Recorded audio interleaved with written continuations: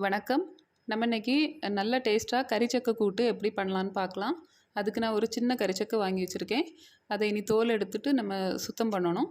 அப்புறம் ஒரு 10 சின்ன வெங்காயம், ஒரு தக்காளி சின்னதாக நறுக்கி வச்சுருக்கேன்.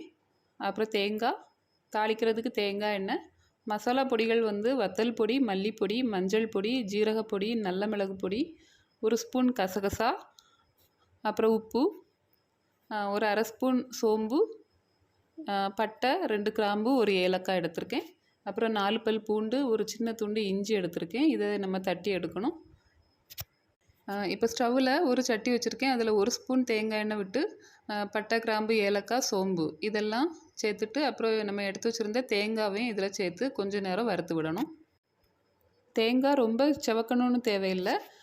கொஞ்சம் செவக்கிறதுக்கு ஸ்டார்ட் ஆகும்போதே நம்ம எடுத்து வச்சுருந்த மசாலா பொடிகள், அப்புறம் கசகசா, உப்பு இதெல்லாம் இதில் சேர்த்துட்டு ஒரு 2-3 செகண்ட் மட்டும் கிளறி விட்டுட்டு உடனே நம்ம ஸ்டவ் ஆஃப் பண்ணிவிட்டு அதை ஆற வச்சிடணும்.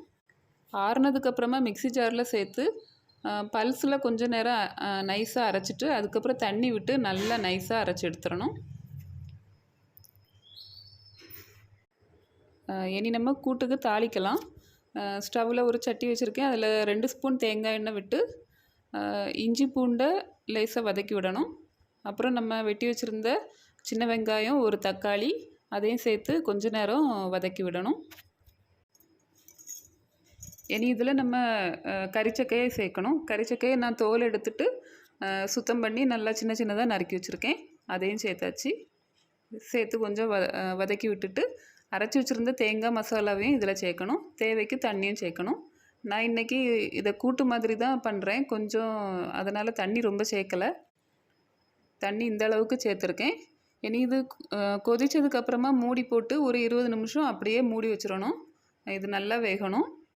நம்ம இதை குக்கரில் கூட வேக வைக்கலாம். குக்கரில் சீக்கிரமாகவே வெந்துடும். நல்லா சாஃப்டாகவும் வேகும். இப்போ பாருங்கள், நல்லா வெந்திருக்கு.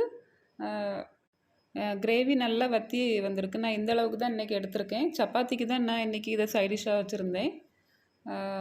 இப்போது நம்ம இறக்க போகிற நேரத்தில் கொஞ்சம் மல்லி இலையை இதில் தூவிட்டு ஸ்டவ் ஆஃப் பண்ணிடலாம். இந்த சக்கையை நம்ம க்ளீன் பண்ணும்போது மேலே உள்ள தோலெல்லாம் நம்ம நீக்கிக்கிட்டு உள்ளே வந்து கொஞ்சம் பஞ்சு போல் கொஞ்சம் பகுதிகள் இருக்கும். அதெல்லாம் நம்ம எடுத்துடணும்.